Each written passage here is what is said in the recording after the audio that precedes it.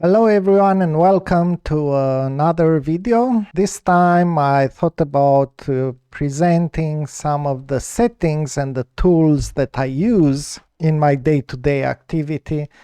I know these are usually interesting and I have a few of my own, let's say, particular settings that have proven to be very helpful, and I hope they will be helpful for you too. First of all, let's talk about my display setup.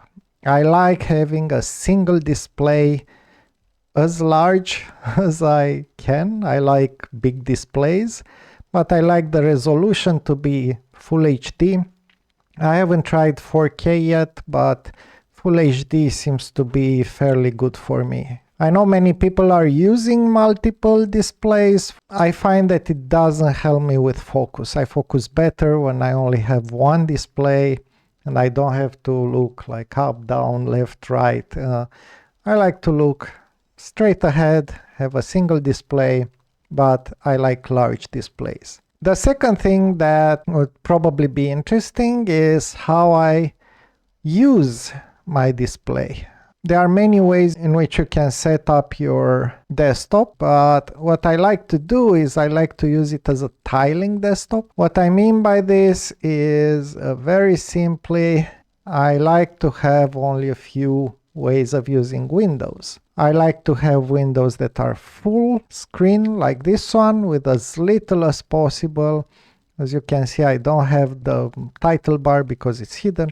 I'm using Ubuntu, by the way, so this allows me to make all kinds of customizations. In this case, I have GNOME extensions that are hiding my title bar because I don't want to see it. I think it's extra. I also often use the window like this, and I only see precisely what I'm working on, nothing more. I like to be very focused on what I'm working. Now, let's say I don't use it like this. Sometimes I need to use two windows. So in that case, what I would do is move a window to half screen, move the other window to half screen, or, go like this. And the way this works in my case is because I have these keys set up, Control Super Left, Control Super Right is view split on left, view split on right. So in this case I can even switch these, right, very easily, a few key presses and everything works. If I want to make this big, it's Control Super Up, and restore would bring it here, but I don't use that much. Usually these are my settings, right? This is the only way I'm using my screen.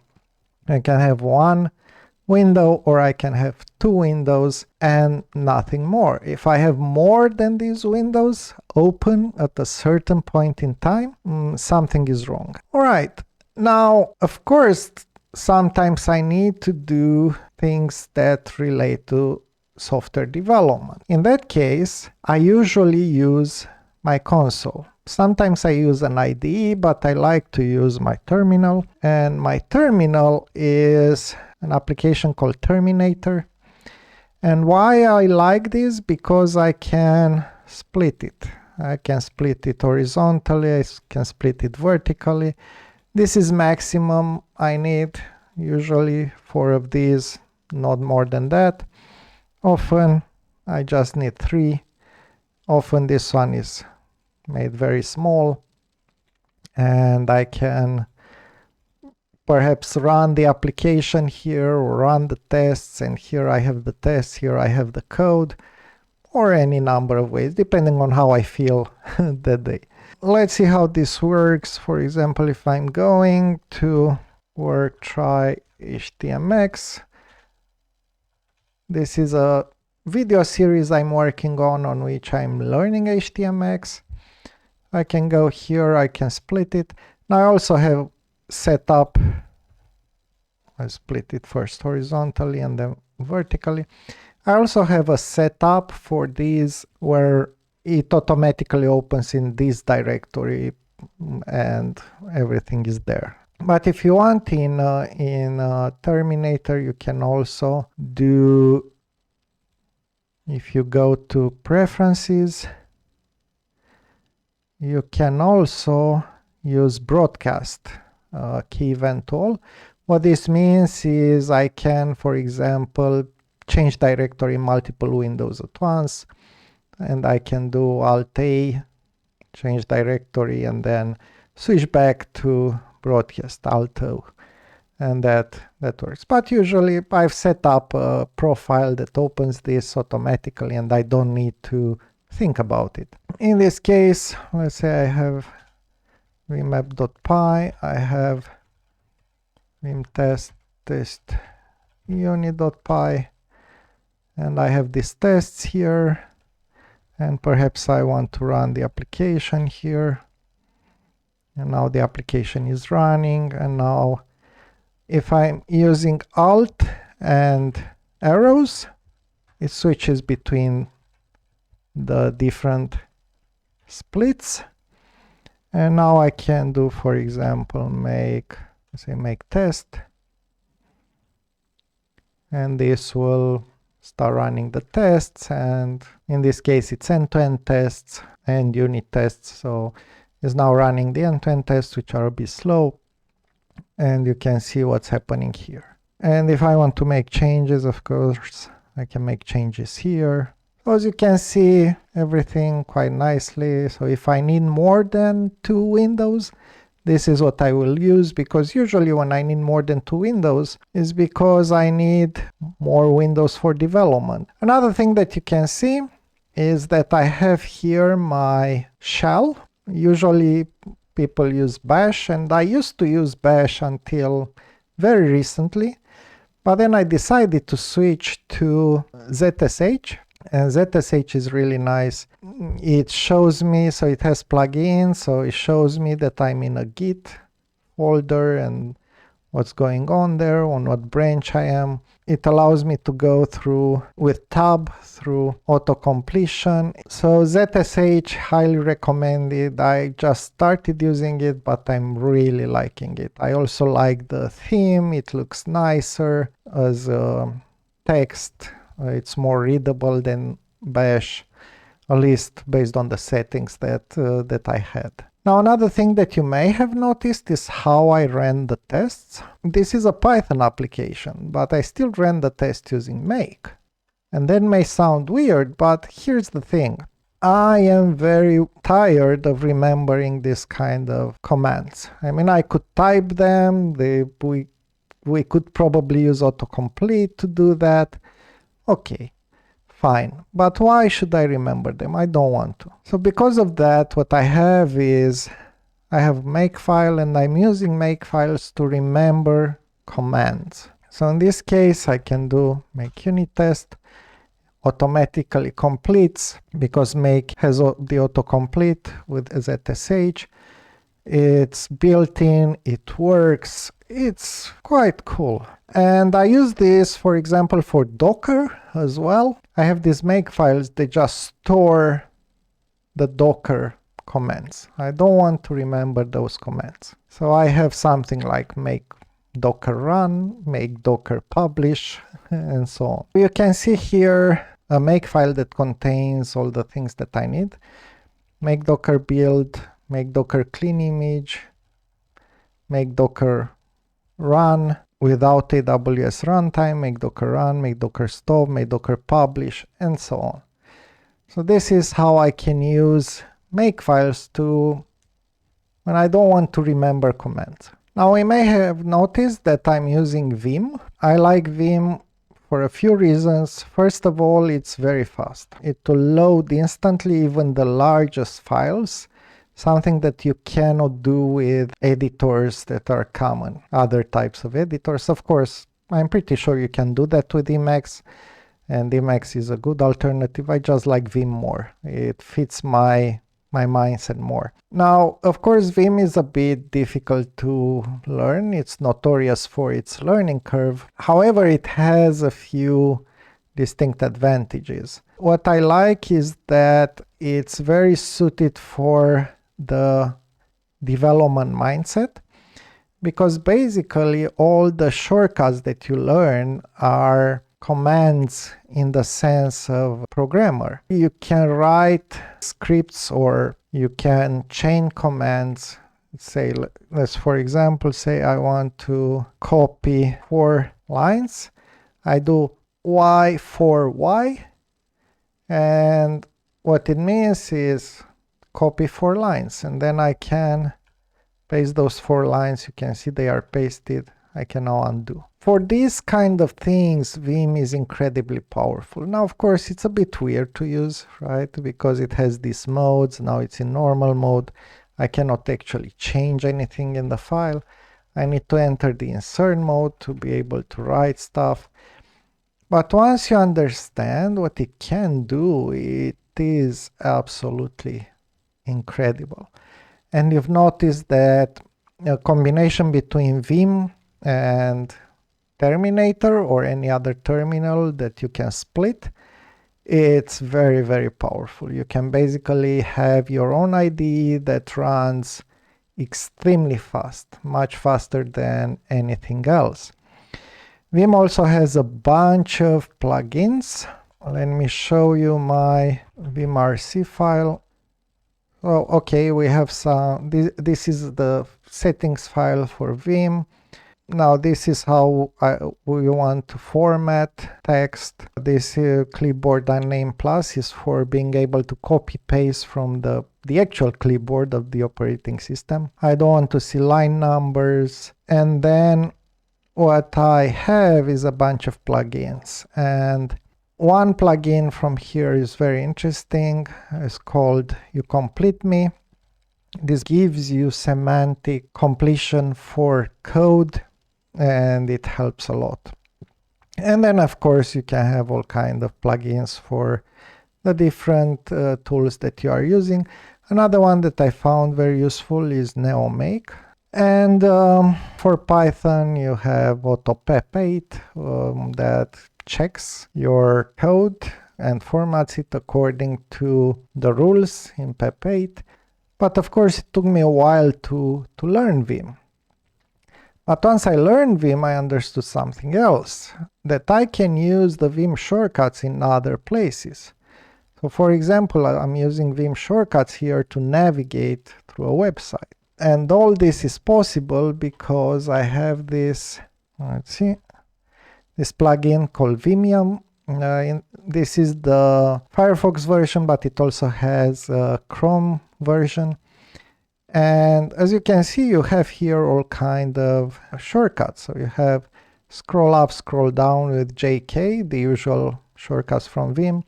GG at the top of the page, caps G, scroll bottom of the page. These are common Vim shortcuts. I could use tab and perhaps closing a tab. I tend to use the navigation, and I use F key. F key is following a link. So I press F and then I have these shortcuts created for me, and then I can press F again, for example, and go to the fun and innovative section of our website. And if I want to go back, go Shift H and it takes me back. And in this way I can navigate a lot of websites without actually touching the mouse. And you can do the same thing in Chrome, exactly same shortcuts. So with this, until now, what I have is I can use the keyboard for almost anything that I want to do. I rarely need to touch the mouse, which means my hands can rest on the keyboard. Now, another thing that I like to use is the Markdown format, and particularly the Markdown and Pandoc format. And here what we have is a board. Basically this is a Kanban, this is a Markdown file, but what it does, it represents the Kanban steps. So we have today, done, later, past, and I have done of course a Makefile. And in the Makefile we have a bunch of commands that we can use, and we can do make build, And this creates a board which we can then open. And now we suddenly have a Kanban board. Now this is just an example of how I use Markdown with Pandoc, because basically this is Pandoc. Pandoc is a tool that takes Markdown as input and converts Markdown to a number of different things, including slideshow formats, so things like LaTeX, Beamer, which is really cool. I've actually built slides using Markdown, and it can convert to PDF, it can convert to ebook, it can convert to a number of different formats, to doc, to OpenOffice. We can use Markdown for a number of things. And as usual, you can see my make, so I didn't have to remember how to use this. I just use make something.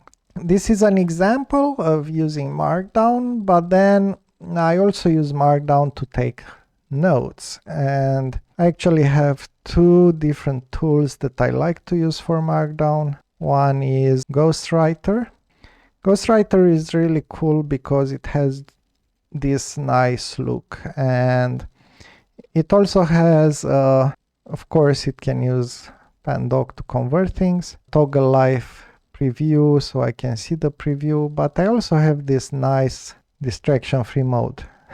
It basically focuses the paragraph I'm working on. This is really cool for writing longer texts. So if I'm writing a book or a longer article, this helps me a lot. Can also go full screen, so hide everything, which is even better. So once again, focus, focus, focus. This is what I like to use these tools for. The second one is Obsidian. Obsidian is a tool that allows us to build kind of our own interconnected notes written in Markdown. So let me quickly show you. Okay, so Obsidian is, as I said, a tool that allows me to take notes. Now, of course, I've enabled in Obsidian the Vim shortcuts, obviously. So I have this and I can use Markdown. So let's say plan to take over the world. Cool, and now I can use, all the kinds of Markdown, bolded text, and so on. And it has this really nice thing, which is a live preview mode. It shows me live how it looks like, and only when I go and edit, it allows me to, I can see the syntax. One nice thing about Markdown is that I can have inner links, right? So I can say step 1 in my plan to take over the world, and I can save it. And then another really cool thing, I can open the graph view and I can see, oh, we have these nodes and these two are connected. And then I can kind of do filters and groups and all kinds of things with this. Really good, really great tool. I'm still exploring it. You can have folders, of course. And you can also have things like daily notes that are created automatically for you. And it has a bunch of plugins that you can try out and import. Another thing that I really like is that, let's say I have finished a file, I can export it to PDF, A4, never letter, and not export, yeah. And then it also opens it for me, so I can actually see how it looks like, which is really, really cool. All right, so this is a brief overview of some settings and tools and setup that I have and that I really like, and you've seen how I set up my displays, my windows, how I use these to have focus, how I use Vim for very fast editing, how I use all kinds of plugins and Makefiles to avoid remembering commands, and ZSH for autofilling, and all these nice tools, and for writing Obsidian and Ghostwriter. So I hope you found this useful. If you did, please let us know. We like to know when things are useful. Leave a comment down below, like the video, tell other people about it. And if you try any of these tools and you'd like to learn more, or if you are already using them and you have some interesting things to share, please let us know in the comments. Thank you so much for watching, and until next time, remember to think, design, and work smart.